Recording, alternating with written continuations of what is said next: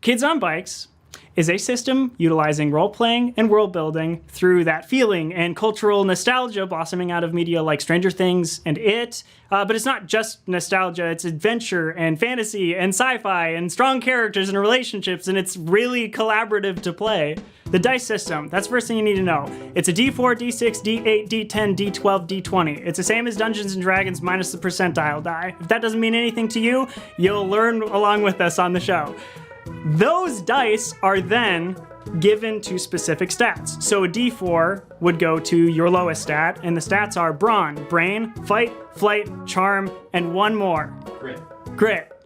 And you can assign a D20 to the one that you want to be the biggest, and a D4 to the one that you want to be the weakest or your worst stat. But just because you have a D4 for one of your stats doesn't mean that you can't roll high on that as well. Because if you roll the max number on a specific die, it explodes, and you get to roll it again, and it stacks. So in this system, you can be a variety of ages, and that would actually affect your gameplay, giving you bonuses to certain stats. You can be a kid, a teen, or an adult. In the sessions that we're going to be playing, the characters will all be either children or teens.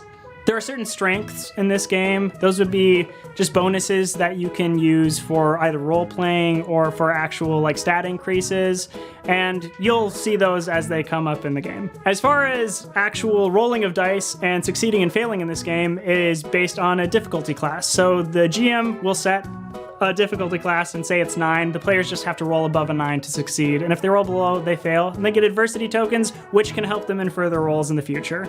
The combat system in this game is really geared towards getting you to run away more than anything. They don't want you to fight things because it's actually supposed to be volatile and sort of dangerous for your characters, more like real life. But if you do get into combat, it's just a roll against a roll. So you would roll against the character that is trying to fight you, and you can use any of your stats as long as they make sense. Like you can try and charm your way out, you can use flight to run away, anything like that. The outcome is based on the difference between your roll and that roll, and it can get pretty bad, which is fun. One of the last things about this game is there is a powered character in it. That character is not played by any of the players, but they have a little bit of ownership over like the quirks or the powers that character has. That will come up in gameplay. If it is confusing to you, it's probably going to be confusing to the players, so we will work that out, and hopefully you'll understand it just like we do. Is there anything else I need to say about this fucking game? Why don't you do a quick